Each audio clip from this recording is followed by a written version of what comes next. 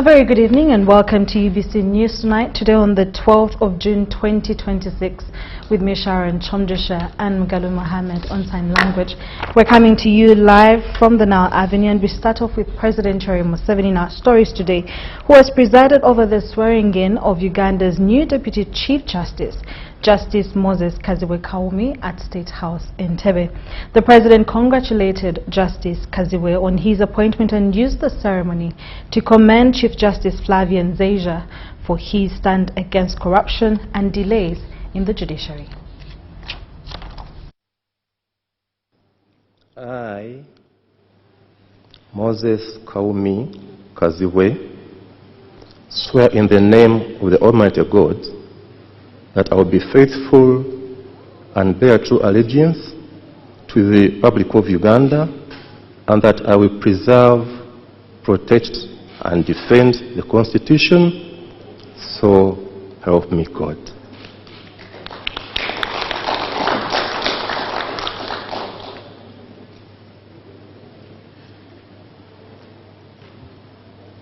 I, Moses Kaziwe, swear in the name of the Almighty God that I will well and truly exercise the judicial functions entrusted to me, and will do right to all manner of people in accordance with the Constitution of the Republic of Uganda as by law established, and in accordance with the laws and usage of the Republic of Uganda, without fear or favor, affection, or ill will. So help me God.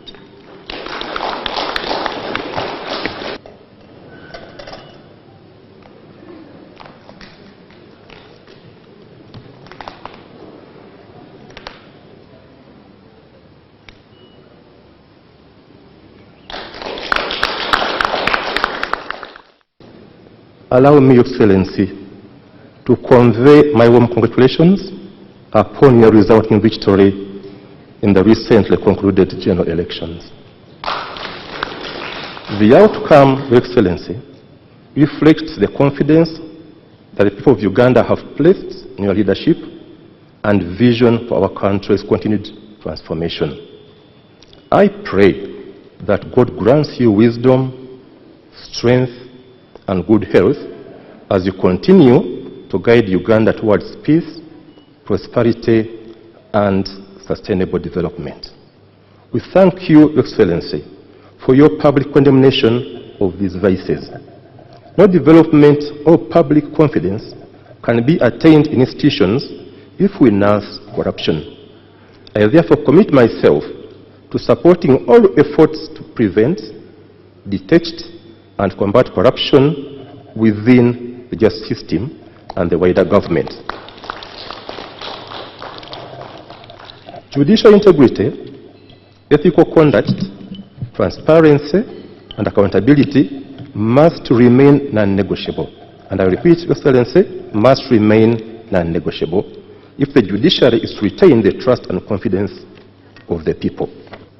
Your Lordship, the newly appointed Deputy Chief Justice, I offer you my warmest congratulations on this elevated assignment. Your elevation to this high office is not a matter of chance. It's a direct result of your exceptional legal career.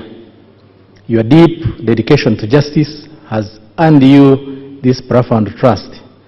We look forward to your impact on our appellate system.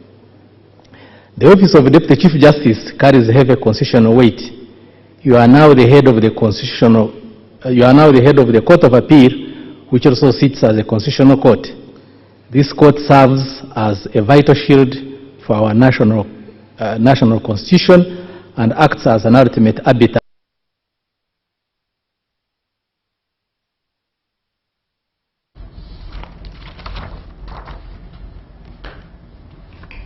Congratulations to Uganda's new Deputy Chief Justice, Justice Moses Kaziwe. In more stories, the Prime Minister of Uganda, Right Honorable Robina Nabbanja, has today commissioned the construction of 3 health facilities in Bunyoro as Uganda prepares to host the African Cup of Nations tournament AFCON 2027. They include the construction of an accident and emergency ward, a 150-bed capacity at Hoima Regional Referral Hospital, the upgrade of Masindi General Hospital, and the upgrade of Biseruka Health Center 3 to Health Center 5 in Hoima to world-class standards. Take a look. As the country prepares to host the African Cup of Nations tournament AFCON 2027, health facilities in Bunyoro sub-region are being upgraded to meet the required international standards. Today, the Prime Minister of Uganda, Robina Nabbanja, began by commissioning the upgrade of Buseruka Health Center 3 to Health Center 4. The upgrade of Buseruka Health Center 3 to Health Center 4. We want this facility in 6 months. By December, we want people to be taking drugs from here.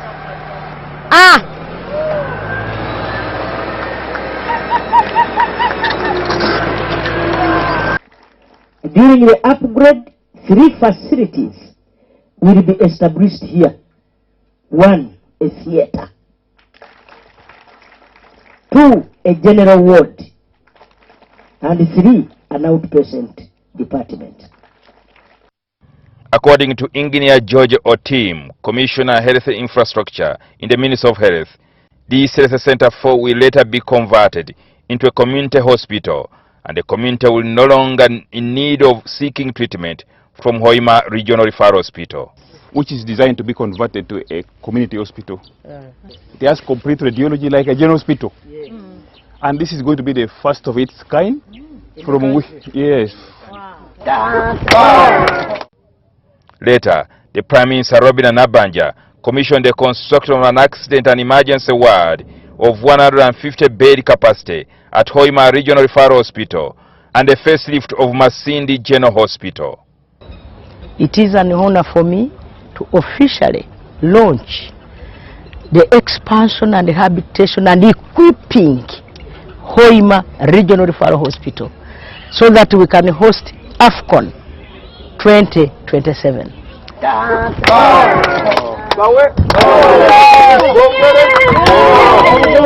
Hoima Regional Referral Hospital is being refurbished and rehabilitated, and we are having new structures here, and this is going to be constructed by UPDF Engineers Brigade, and I'm doing this on behalf of the President. It is an honor for me to officially launch the construction of Masindi Hospital. Upgrade of Buseruka Health Center 3, Hoima Regional Referral Hospital, and Masindi Hospital, 91 billion. Upgrade of King George Stadium in Masindi, 20 billion and 20.2 billion. A billion makumi abiri ne milioni bibiri du museveni onu nyewe bayira walo agamba ali mukwata kubiri munena akachapati. In total, the government of Uganda is going to invest 545 billion Uganda shillings in Bunyoro to get the country ready to host AFCON in 2027. I want you to remember that this figure does not include, $130 US, that is 487 billion invested in the establishment of Hoima City Stadium. To the people of Bunyoro, 16th of June 2027 will be the official opening ceremony of AFCON 2027. We have 1 year to go. For that purpose, Muzaz said this Kisanja is Kisanja know what? And I'm happy the Majegere who knows Kisanja no sleep is the leader of government business. If we don't have MRI here, we do not qualify as a must. Whether we are going to build it, as long as it's not there, forget. It is my honor to officially launch the construction of Hoima Boma AFCON training facility for God and my country. The Prime Minister urged the people of Bunyoro to take advantage of the AFCON opportunity because the guests coming to Uganda will need accommodation, food and other services. Moving on, new and returning ministers have taken oath, but their first assignment is not policy implementation, it is learning how government works from the inside. A 10-day cabinet induction retreat has been scheduled to acquaint ministers with executive operations, responsibilities and the standards expected of public leaders. The orientation comes amid renewed calls for integrity, accountability and a corruption-free government, key messages that are redefining the new administration. The day both reappointed and newly appointed ministers took oath at State House Entebbe. I, Hilary Obaloke Onek. An important announcement was made at the close of the ceremony. To facilitate you, honorable members, into the transition into your new offices, an induction training program has been organized. The Secretary to the Cabinet explained that the exercise is intended to familiarize new Cabinet members with the operations and workings of the executive arm of government. To orient you with the Cabinet procedures and rules, Cabinet business, government structures and systems. The fight against corruption has remained a central theme since the formation of the new government following the presidential swearing-in ceremony. We are now entering Chisanja, no more sleep. And we are entering Chisanja, no more corruption. The planned induction also revives memories of the Karamoja iron sheet scandal that implicated several cabinet members in early 2023. At the time, the then permanent secretary in the office of the Prime Minister, the late Keith Muhakanizi, warned about the dangers of misconduct within public service. His remarks were recalled during a national service held in his honor. Then he told me one thing. I've been quarreling with them in today's top management. The ministers are everywhere.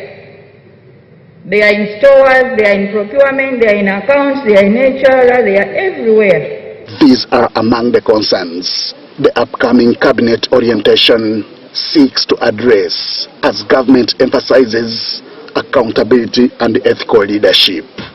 The newly appointed and sworn-in cabinet members say they are ready for the exercise. Members of cabinet going to Shankwanzi is a very good idea, because then you will get to know how you are supposed to do your work, the coordination that you are supposed to perform, and how you are supposed to discharge your duties as a minister. They view the retreat as an opportunity to better understand and, where necessary, refresh their knowledge of government systems and procedures. We must ensure that there is transformation in the civil service to ensure that Uganda has the skilled, competent, motivated, efficient and effective human resource capital to deliver. The Cabinet Orientation Retreat is scheduled to run from 14th to 23rd June 2026. Henry Okrut, UBC. Thank you, Henry Okrut. Following the swearing-in of the newly appointed ministers, official handover of offices continues to take shape at different ministries, including today at the Ministry of Finance, Planning and Economic Development. The new Minister of Finance, Honorable Henry Musasizi, has promised to keep the legacy of a strong work ethic of Honorable Mathieu Kasaija. Take a look. Colleagues, At the Ministry of Finance, several ministers were allocated to different portfolios in the ministry, with the cabinet ministerial docket now occupied by Honorable Henry Musasizi. Honorable Amos Lugorobi retained his position as Minister of State for Planning. The new minister in charge of general duties and the new minister in charge of investment were also present. In his farewell address, outgoing Minister of Finance Matia Kasaija commended the teamwork among the staff at the ministry, which has enabled success during his tenure. Really, thank you very much. We have no battles at all. Let's continue. This is the finance. As you know, without finance there is nothing that can move. Permanent Secretary Ramadan Gowi has applauded the outgoing team for the service to the nation and expressed optimism in the new team of ministers. We arrived here at 7 a.m. I use my intercom to call officers of these officer colleagues. And at 7 a.m. everybody is in office. And we are among the last to leave in the government because of the kind of work we do. Sometimes we leave at 9 or 7 or any time when we are required. So we commit to support you as we've done all others. The new finance minister, Henry Musasizi, has promised to steer the ministry forward. Sometimes we come to this boardroom, some meetings are open, we debate on economic issues. Sometimes we debate almost the whole day. I agree, I don't agree, why? But at the end of the day, we get out something that is beneficial to this economy.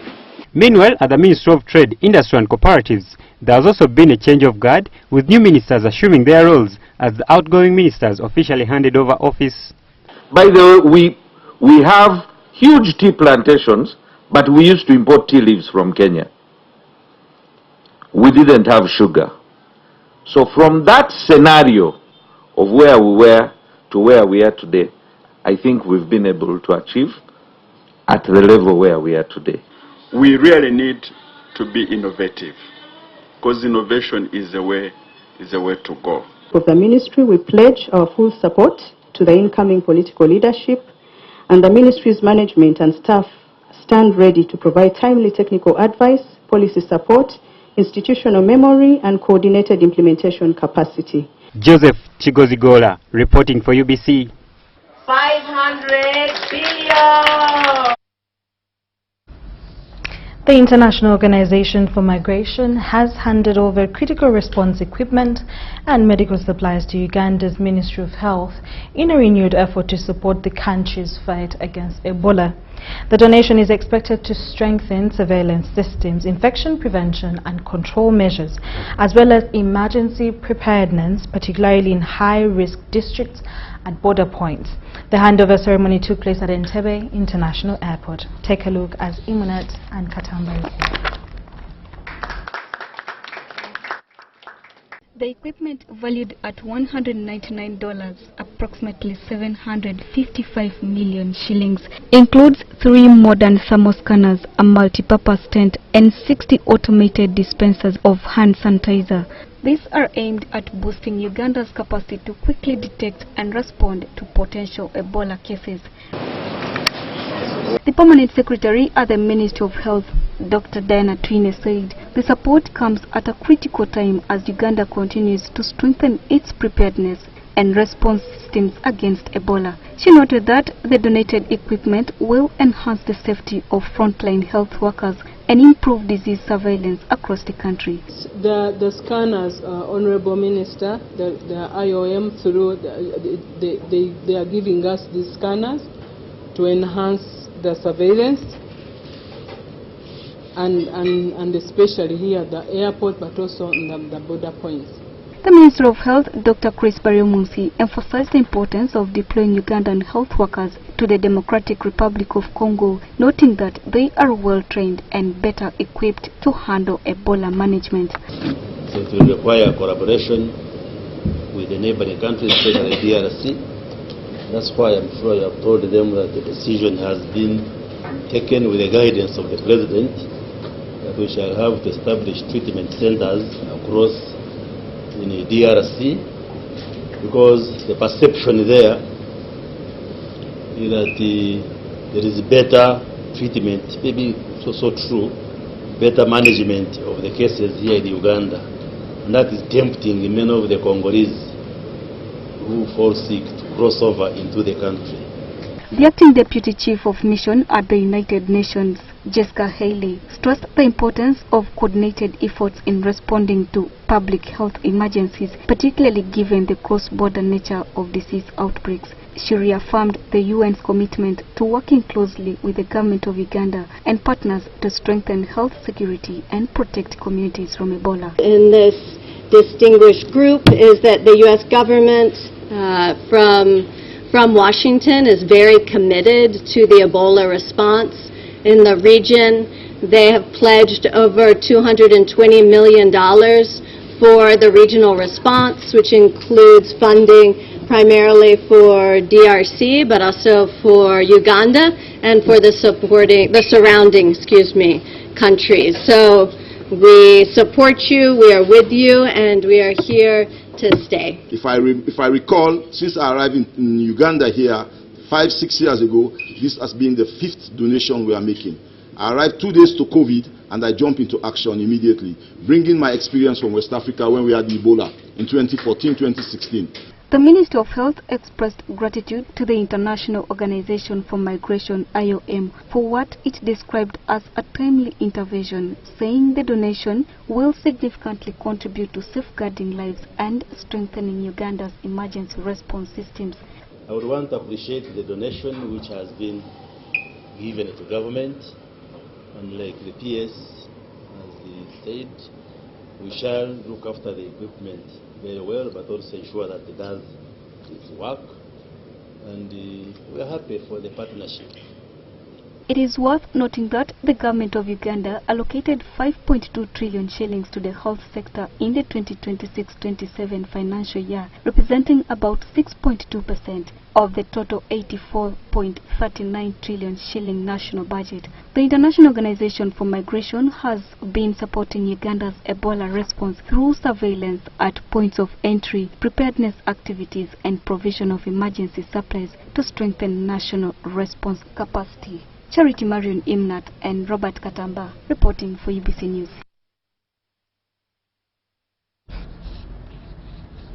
In more news, the Minister of Local Government, Balam Barugahara, has issued a 15-day ultimatum to parish committee members accused of extorting parish development model beneficiaries nationwide.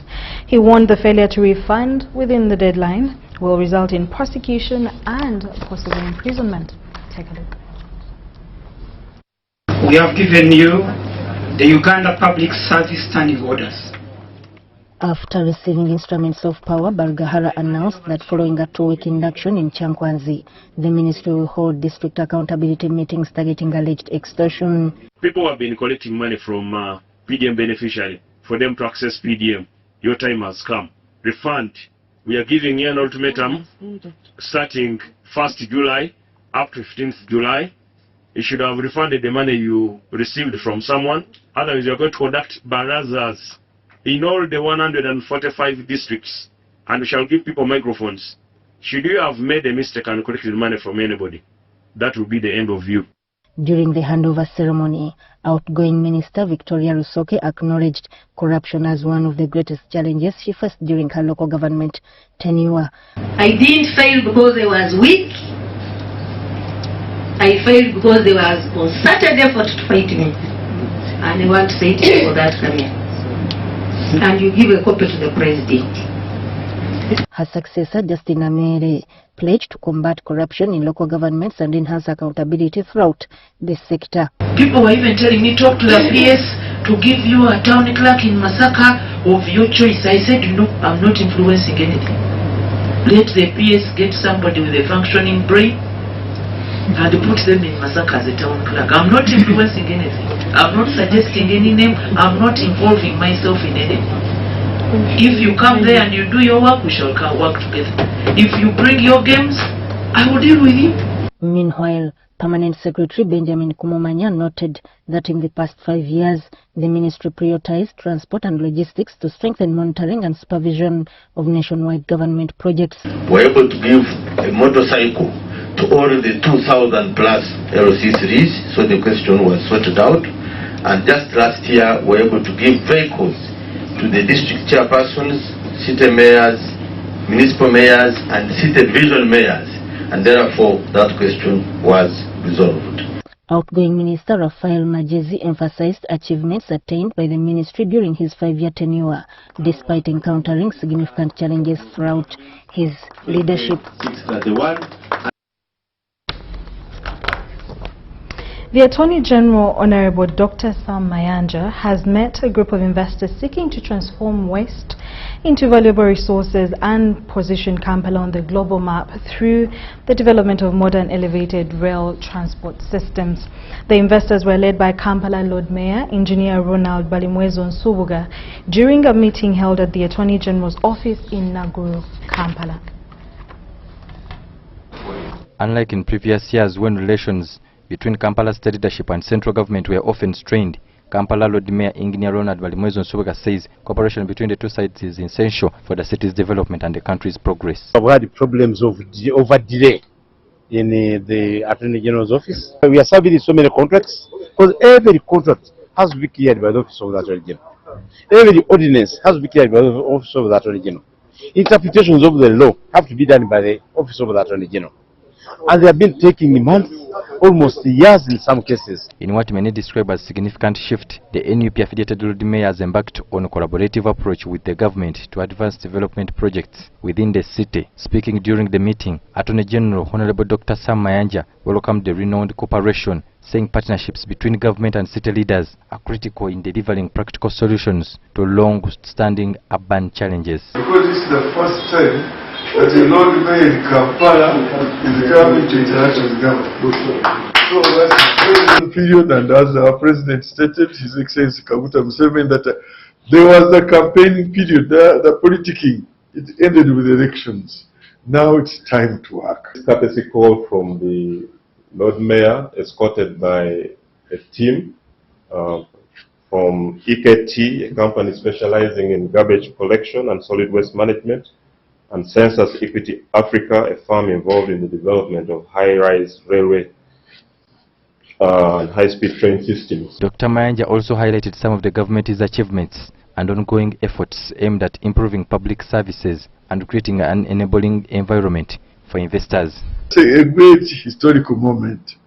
We've been having, we have met here as a technical team of government on the legal matters, exercising our mandate as constitutionally given. Meanwhile, Balimwezo and the investors, including Thomas Sandel, Executive Chairman of the Census Equity Africa, unveiled proposals aimed at reducing Kampala's traffic congestion through the introduction of elevated electric rail systems. Being financed to the city of Kampala and the country of Uganda to the tune of 5 billion euros. And we are starting with a number of projects in the country. Reserves, so they need absolutely no land that we don't have. So isn't this a viable, bankable proposal that every Ugandan should accept? As a leader, shouldn't I come and sell this idea? The money is available. So we need support from all Ugandans, we need support from government, so that we can have that vibrant and smart city. They also presented a plan to convert waste into commercially valuable products, including charcoal briquettes, fertilizers, electricity, and other industry material through advanced waste processing technologies. Wotekamu kasasiro ekyuma kyekimusosola ekijjamu ebyuma byokka nekigaya kasasiro oyo n'ofuna powder bayita biosynthetic powder. Deputy Solicitor General Chad Souma advised the investors to work closely with the Kampala Capital City Authority to develop a comprehensive implementation framework for the proposed transport and waste management projects. The Office of the Attorney General is supposed to be facilitating of every ministry, department and agency. And we have committed to support the Kampala Capital City Authority in all its infrastructure endeavors and also in different sectors. The meeting also discussed concerns raised by investor Dr. Charles Rugero regarding developments allegedly obstructing access to Aroma Hospital. Participants noted that President Yoweri Museveni had previously directed KCCA, the Ministry of Lands and Security Agencies, to address the matter. The investors requested a 2-week period to facilitate further engagement in the issue. Ambantu Machabe Semambo and Jamil Sekaja reporting for UBC. Residents of Chikube have raised poor district road network, electricity connection and clean water access as challenges the new district chairperson needs to prioritize as they head to the polls next week. They claim once the district roads are well maintained, access to market for their produce will become easy. Aguta reports. With only 4 days left to the polls, residents of Chikube have outlined key priorities they want the next leader to address. Top on the agenda are improving the road network, expanding access to clean water and increasing electricity supply across the district. What we are expecting to do for us, one of them, it is the roads. The roads are not well, or it looks bad. Nowhere to pass with our things when we want to go to market. Tukwati kolede ngudu kandi bakabaka tugambira ngu chairman LC5 ni wakulire ebyengudo obutugenda kusaba MP ne bagaba LC5. Many villages they have water problems. We need shallow wells and we need boreholes. The service deliveries are implemented at the LC5 level and at the LC3 level. So we have, I know they have understood our explanations, and once they vote for him, we know very well that the president has already sent 1 billion to every district for infrastructure, for road maintenance. So we believe if they vote for our flag bearer, our NRM flag bearer, there will be no problems. He will be able to implement. 2 candidates are in the race: Paddy Kisembo of the National Resistance Movement, NRM, and Venekasi Timanyire of the National Unity Platform, NUP. With campaigns drawing to a close, both contenders are making their final push through scientific campaign strategies to reach voters. We are calling upon the people to remain calm, and I'm rallying all the fraternity of NRM within Chikube district to remain calm, and I'm calling upon them to join me so that we have a good Chikube and a united NRM party in Chikube. The NRM camp, led by the party director of mobilization, says that despite the limitations of scientific campaigns, the remaining days are sufficient to cover the district using the established village party structures. In the last elections, in the elections we have just concluded in 2026, January 15th, our campaign was a grassroots based, where we are meeting leaders and leaders went and did their work. That is exactly what we've done this time. We feared to carry out rallies because we knew, because of Ebola, we thought it would be very problematic bringing so many people together. But we know the leaders will do a good job because they managed to do it during the presidential and parliamentary elections. Then what will stop them from doing the same during this campaign?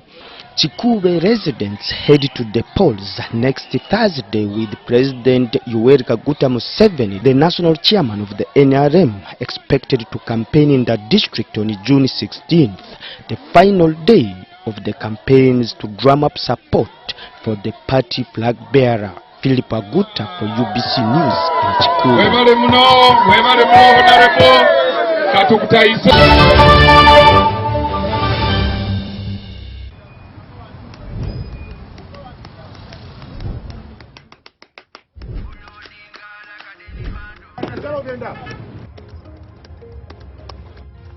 And that's it for today.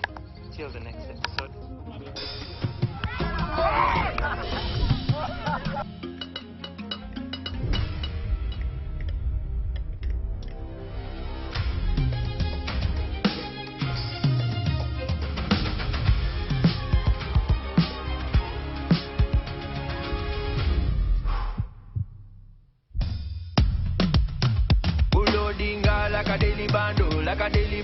Like a daily bando. Omuliro nguwulira muli mu mutima kukankana like drums. Kalakata, enendungu ya kusabula.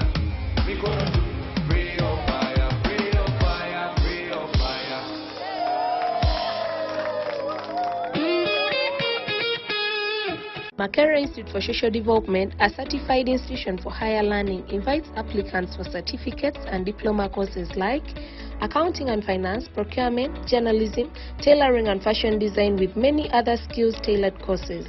Our institution is compliant. First of all, it is recognized by National Council for Higher Education. We are certified. The registration number is UBB 187. Tested and tried since 1995, Makerere Institute for Social Development is your solution when it comes to quality education.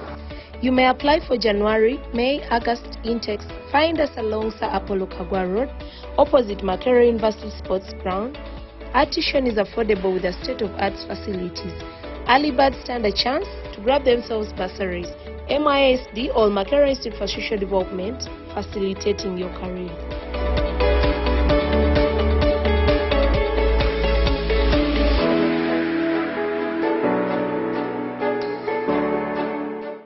It's our mission to secure your money.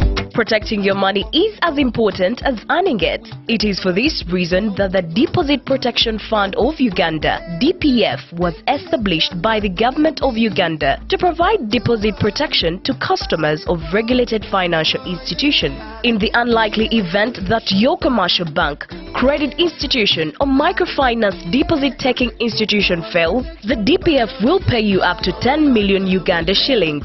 Keep your personal information such as national identification number, mobile phone or an alternative bank account updated with your banker. Terms and conditions apply.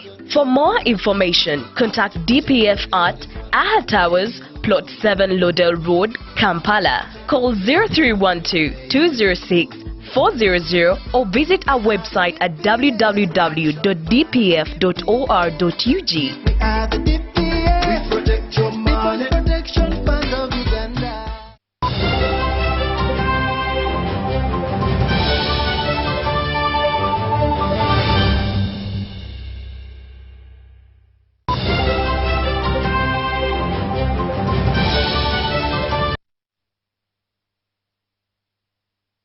Thank you so much for keeping with us on UBC TV, Inspiring Uganda, and while you're watching UBC News Tonight.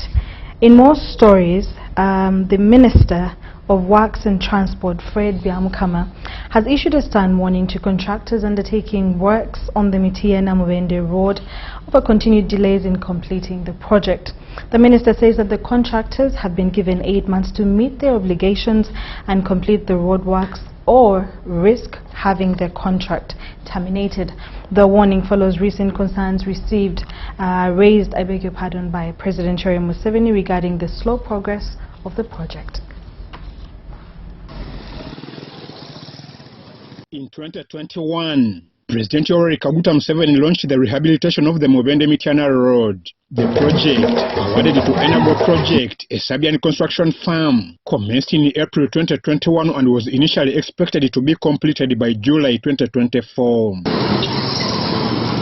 According to the contract, the works cover 86 kilometers of the Mitiana-Mubende Highway, plus an additional 14 kilometers of roads within Mitiana municipality. The reconstruction also involves widening the road from about 10 meters to 11 meters at a cost of over 390 billion shillings. However, despite the availability of funding and the start of the construction, the project has failed to meet its July 2024 completion deadline. He didn't deliver the work at 2024. He came back and asked for more 3 years. That he's supposed to end the contract in 2027, of which the ministry allowed him. But what caused me discomfort, I found on the table, he had written another letter that for him is willing to finish the contract in 2028. The deteriorating state of the road has since drawn the attention of President Museveni, who recently addressed public concerns over the delays. The mistake has been by the Ministry of Works to allow these roads to deteriorate, and then we start to doing heavy work afterwards. The new ministers must ensure. I don't want to see what happened to some of the roads like the Fort Portal Road. But there is a story about that Fort Portal Road. There is a story of corruption in that road. I hope the new team will deal with that issue. In response, the Minister of Works and Transport, Honorable Freddie Byamukama, inspected the ongoing works to assess progress and address reported gaps. During the inspection, Minister Byamukama put both contractors and supervising engineers on the spot over the delays and the alleged incompetence in the execution of the project. The other gentleman in the forest was well with the entire vehicle. It was a big mess. No, where is he? That one. The white This one is just not Kamara. He also cautioned the government officials against interfering with the contractors' work. Enago project, the Sabia people, they have done a number of projects. But because there are many so-called big people in the country surrounding them, eating from them, now they are giving them false hope. You shouldn't finish the project. I think they see they will have nowhere to eat from. Under the regime of Byamukama, that one has come to an end. We have also received evidence that when these people are getting the contract in 2021, our Ugandans lied them. Our Ugandans lied their bosses, took 6% out of the 395 billion from their pocket. And we also received evidence, every certificate they pay them, our corrupt Ugandans get 3%. Although the contractors have requested more time to complete the project, the minister has issued a firm 8-month ultimatum. Contract and get other contractors. We don't care whether they charge us heavily or lessly, as so long as we get a new contractor and finishes this road. And I warned them, we have discovered we have two of our staff, since Enago project came in the country, they have been working with them. Enago had reached an extent of saying, I don't want to work with sand soil engineer. I want this category of engineer. This is how the intrigue had gone inside our ministry. And the minister has confirmed to us that these roads are going to be worked on in the form of corporate social responsibility. Amwaye Vanjuko, reporting for UBC. Thank you so much, Ivan Juko. A fresh wave of gun violence in northern Uganda has reignited calls for tougher action on suspected perpetrators, with the Secretary General of the National Resistance Movement, Richard Todong, urging government to bring those behind the attacks before the military court-martial. Todong says the suspects must face strict punishment to restore public confidence and deter further crimes, even as he insists that the security situation remains under control but demands urgent response. Leaders from Naya district on Friday morning visited NRM Secretariat in Kampala, where they held a meeting with the party Secretary General, Richard Todong. This is part of the visit to look at the opportunity that we have in this country. A delegation composed mainly of local leaders from across the district was led by Naya District Chairperson Patrick Okero Oriema. The submission that he has made to the delegates, it has been very encouraging. It has motivated all of us, and he has really spoken the mind of the president, because the president is interested in putting money in the hand of our people. Leaders engaged the Secretariat on key issues affecting the district. We are yet to discuss and see, because in Noya we have 2 rainy seasons, and if there is need for irrigation, and the cassava and maize are seasonal crops, if we mobilize the farmers to plant them timing the rainy period and rainy time, they might not need irrigation. But there are perennial crops that might need irrigation. We are also encouraging our people to plant coffee, to go for mass production of coffee, and coffee might need irrigation, and I'm sure that's the discussion we shall have with the district. During the meeting, discussions largely focused on aligning Noya District's development agenda with the national priorities. The production department, we are trying our best to inject a lot of locally raised revenue, so that we can really recruit so many extension workers that can support the quest for heavy production in the district. However, security concerns in the region were also raised and addressed. We have notified, we have gotten to know that there are wrong elements coming back in our society. A few days ago, they killed a businessman in Kalongo, if you may recall. And there have been sporadic incidences in Gulu, Amoro, Noya, and a few areas in the north. We call upon the security agencies to investigate this. Tudun emphasizes that individuals implicated in criminal rackets should be apprehended and handed over to the military court-martial for trial. These few elements that are trying to create confusion in the community should be handled urgently and effectively. And we are sure that the security agents are investigating this, and those with the guns should be tried in the army court, because there are others that are having guns that are using to terrorize the areas. While addressing the media, the Secretary General also updated the country on the forthcoming by-elections in Kalangala and Kikube districts. Both constituents are running by-elections and our members are on the ground. The one for Kalangala is being led by our SEC member for Central Region, Honorable Aruna Kasolo, and then the by-election for Chikube is being headed by the SEC member for Western Region. Robert Anyango, UBC News. The Rotary Club of Kampala has installed Duncan Aturinda as its 34th president, pledging to advance community development and expand membership. Speaking at the ceremony in Kampala, Deputy Speaker of Parliament Thomas Tayewa applauded Rotarians and Protractors for promoting discipline and supporting government programs, including environmental conservation and public health initiatives. Tayewa, a club member, credited Rotary's values for helping him navigate leadership challenges. The outgoing president emphasized teamwork and the club's one-year leadership policy to ensure accountability. Meanwhile, Rotaract leaders rallied members to support the cancer run to complete the cancer ward at Nsambia Hospital.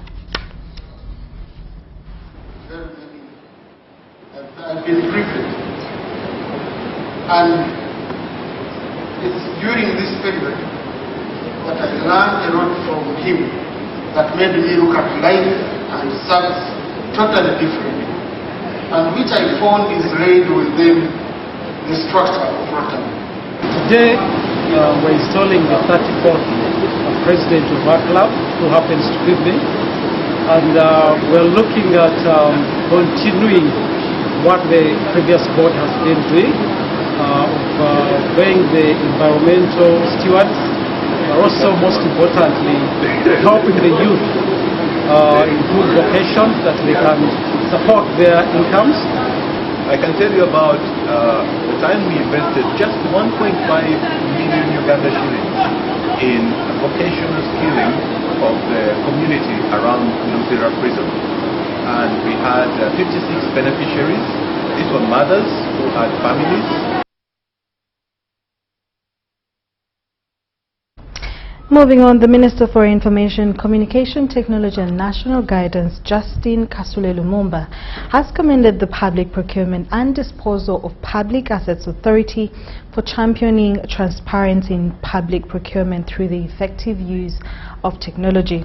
The Minister was officiating at the handover of an ISO certificate to PPDA in recognition of its adherence to internationally recognized management standards.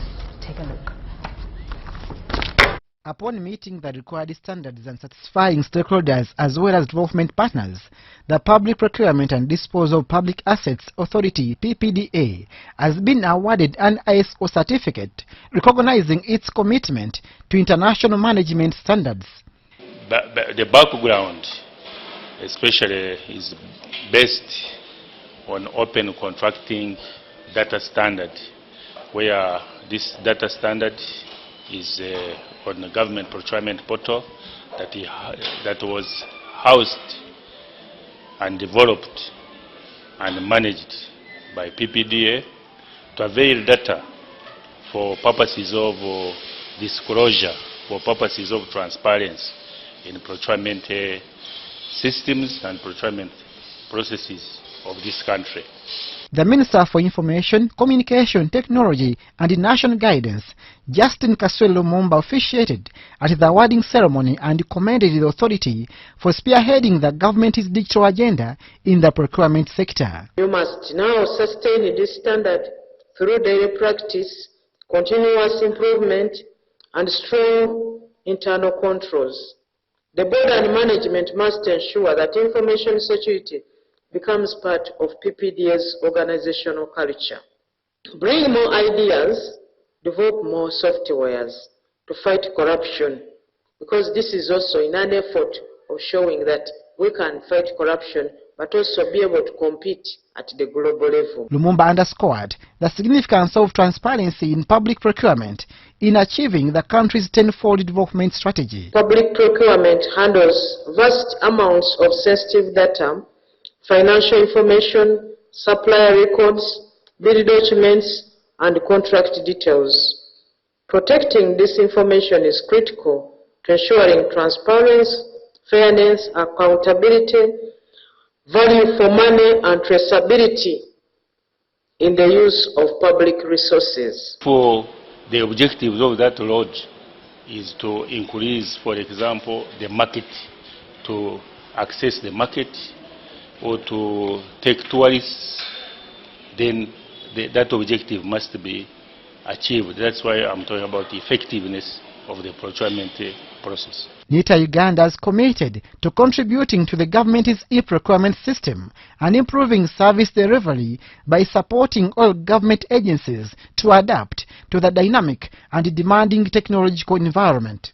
We are supposed to be even higher than the financial sector because we regulate the financial sector. We are moving into a digital economy. We are digitizing our processes to enable government to perform efficiently. But we are leaving behind one very key aspect, and this is cyber security. By obtaining the International Organization for Standardization certificate, the agency's international competitiveness is enhanced, while also strengthening trust among stakeholders and development partners. Abdul Nasir Lubwama for UBC. The Kampala Capital City Authority, in conjunction with the National Environment Management Authority, has intensified a citywide crackdown on noise pollution targeting bars and entertainment spots found in violation of noise control regulations. In a joint enforcement operation conducted across several parts of Kampala, authorities confiscated speakers, transmitters, mixers, amplifiers and other sound equipment from establishments accused of persistently exceeding the legally permitted noise levels. Take a look. Kampala Capital City Authority, in partnership with the National Environment Management Authority, has launched a joint enforcement operation targeting noise pollution in the areas including Kansanga, Gaba, Bunga and Machindye. During the crackdown, authorities confiscated speakers, transmitters, mixers, amplifiers and other sound equipment from several bars across the affected areas. NEMA is here today to support KCCA work of impounding noise polluters from this environment. The operation follows repeated non-compliance by bar owners, despite earlier warnings and improvement notices directing them to install soundproof measures to ensure they operate within the permitted noise levels. This operation is informed by the National Environment Noise Standards and Control Regulations 2003. Authorities say they have received numerous complaints from members of the public about excessive noise, describing it as disruptive and a growing concern, prompting their immediate action. They say noise pollution remains one of the leading environmental complaints reported by city residents and have pledged sustained enforcement to ensure full compliance. This operation is going to reach quite a number of villages in the city, but today, so far, we have impounded equipment from Piripiri Bar in Kansanga, Normandy Bar in Bunga, Jole Bar in Mnyonyo, and we are going to many other places. KCC and NEMA are urging proprietors of entertainment venues, bars and other businesses using amplified sound to adhere strictly to the environmental regulations and standards or face legal consequences. Officials say the operation will be extended to other parts of the country in line with the noise pollution control laws. Susan Naung and Michael Bakabulindi reporting for UBC TV. Thank you, Susan and Bakabulindi. In more stories tonight, the Uganda Health Professionals Assessment Board has called on examination assessors and invigilators to strictly adhere to Ministry of Health guidelines on Ebola prevention ahead of the upcoming National Health Profession Assessment examinations. Speaking during a virtual briefing with key stakeholders, UPAB Executive Secretary Henry Mkakalisa Kataklatambi emphasized the need for heightened vigilance and preparations intensify for the third series of the Uganda Health Professions Assessment Examinations in nursing, midwifery and allied health programs set to begin on Monday, June 15, 2026. Total of 89,155 candidates pursuing nursing, midwifery and allied health programs across the country are set to sit their assessment from June 15th to 26th, 2026. The examinations will be conducted at 223 assessment centers nationwide. A candidate who arrives more than 15 minutes late will not be allowed to sit the papers. The Uganda Health Professionals Assessment Board says the exercise will be carried out under strict Ebola prevention measures as guided by the Ministry of Health. While addressing stakeholders, the Executive Secretary of Uganda Health Professionals Assessment Board, Helen Mukakalisa Kataratambi, emphasized full compliance with standard operating procedures, stressing that the measures are critical to safeguarding both candidates and examination personnel throughout the assessment period. Cases of Ebola were recently reported in the country. This is mainly spread through body fluids.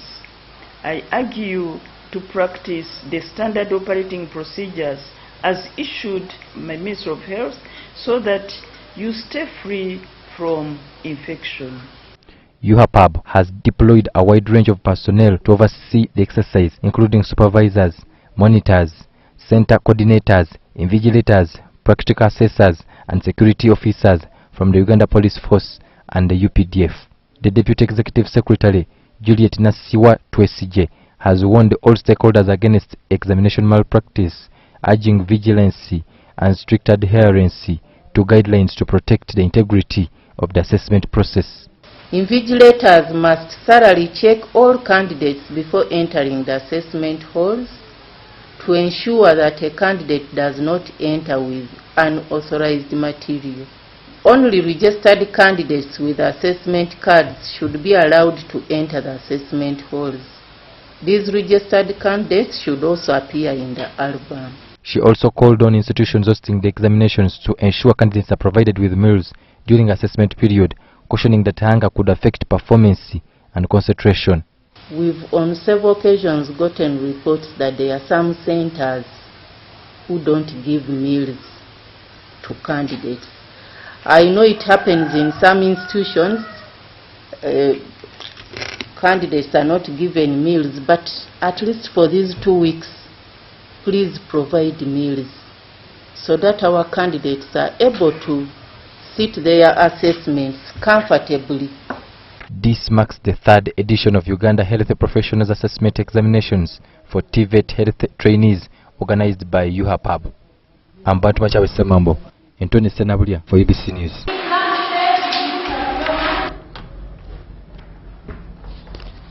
The Uganda Nurses and Midwives Union has condemned the reported move to scrap medical internship allowances, warning that the decision could undermine healthcare delivery and worsen the welfare of frontline health workers. Addressing journalists in Kampala, UNMU President Justa Cheprop Kiplangat said that medical interns play a very critical role in hospitals and health centers across the country and should not be expected to work without financial support. Chiplangat argued that internship is a mandatory component of professional training. As UNMU, we believe that removing intern pay, that's the opposite to the intended implementation of the policy forwarded by the First Lady.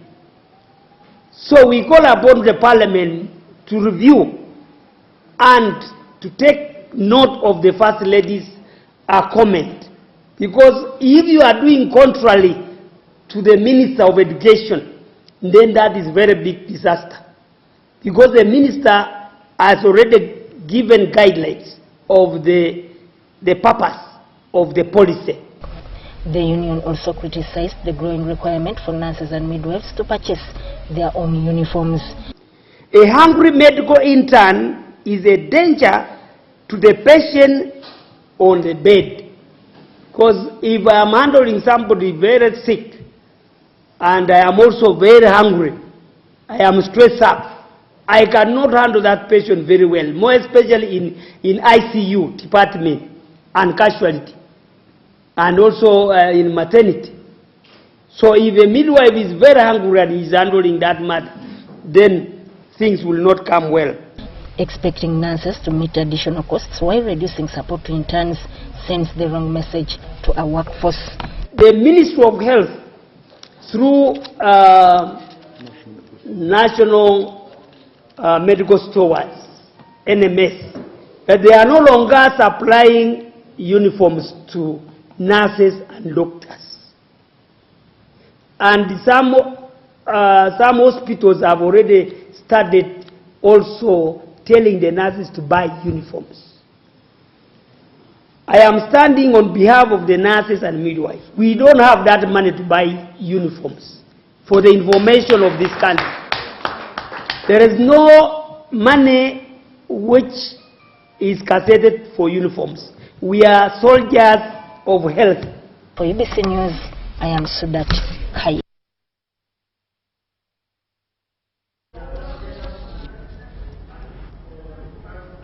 In our sports stories, the Institute of Certified Public Accountants of Uganda, ICPAU, has reaffirmed its commitment to youth sports development by contributing 21 million shillings towards the 16th ICPAU Juniors Football Championship.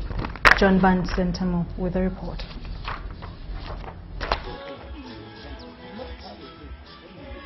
The championship is scheduled to take place on Saturday 13th June 2026 at the Chambogo University Peace Park grounds in Kampala. Institute of Certified Public Accountants of Uganda's sponsorship, which includes both cash and kind support, continues a partnership that has existed since the championship was launched in 2010.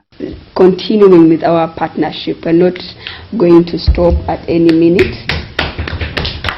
And for this 16th edition, we are sponsoring with 21 million shillings. We have really walked quite a journey with the Football Federation, and for us to see that even right now we have secondary schools that have been accommodated into this sport is something that gives us joy. Organizers expect more than 600 participants from over 100 primary and secondary schools across the country, which is an increase from the 400 participants recorded in last year's edition.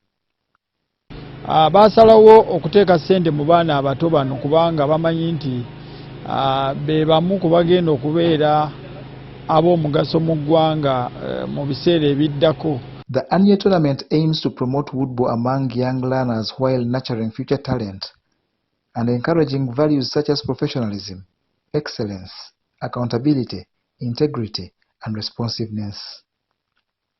The event was initially planned for Koboko district, but was relocated to Kampala due to ongoing Ebola-related public health concerns. Organizers say all necessary health and safety guidelines will be observed during the competition.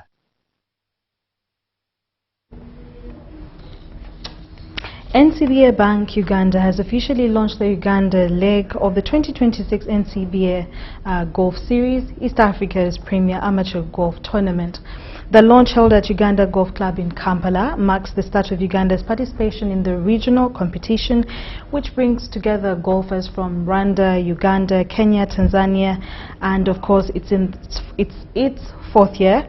Community. The tournament aims to promote talent development, community engagement, and the growth of golf across East Africa.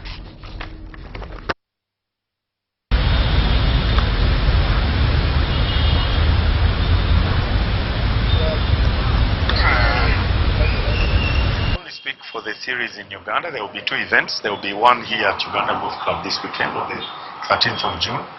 There will also be another series event at Entebbe Club in October, and then there are also events happening in the neighboring countries. There are some happening in Kenya, and I'm sure in the other countries where NCBA is active. And at the end of, towards the end of the year, I think in November, the winners from these different events will converge at a series finale in Nairobi. Let's make the 2026 NCBA Golf Series not only the most competitive, but yet also the most impactful golf series in this country. And I take this opportunity to thank the board and management of the Uganda Golf Club for hosting this series. I also, in the same breath, thank our sponsors, NCBA Bank, for sponsoring this event. Mine will be the last stop on hole 18, and I'm told we go for it. As NCBA, what's the slogan? We go for it. And ladies and gentlemen, I close by inviting you to the hole 18. As a golf captain, and stroke lady captain, the course is in good shape. You can even see from distance. We've prepared it with one heart. We have new machinery we brought in, so the course is in good shape.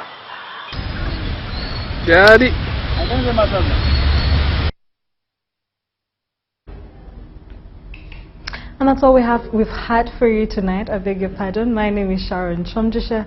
Thank you so much for being a part of the bulletin, and I was joined by Mugalu Mohammed on sign language. From the team and I, have a lovely night and enjoy whatever is going to be played after this. Thank you. Bye-bye. UBC, inspiring Uganda. Digging is good, but I have a wrong way to go. Katoto, do you need money? Bank of Uganda has introduced agriculture credit facility. You can own equipment such as tractors, plows, harrows, irrigation system. Imagine. Katoto poor today, rich tomorrow. Here I come. Vroom, vroom, vroom, vroom. Go to your nearest bank or call our toll-free line. This message is brought to you by Bank of Uganda. They share an office. Some work in the day, some at night. What they have in common: focus, dedication. That's what makes them champions. They also share something else: the reward of being one. The official beer of the FIFA World Cup 2026. Not for persons under the age of 18. Drink responsibly. I'm called Awidi Isabella. I'm studying from Villa Maria School of Nursing. I've won a school fees with the MTN Momo. This school fees you win for a full year, which I'm very happy for it. I thank MTN Momo for helping me in paying my school fees. We've paid all the fees for the year. Thank you very much, because on Wednesday, the principal told me, look for my man and bring my man. I told her, no, I don't have man, and you have to wait until I get the money. But when I left our office, at 3, they called me that you've won the money from Momo. I said, how does it happen? As long as you pay school fees using Momo, you stand a chance to win school fees for a year. Dial *165 *80# to win school fees for a year and more.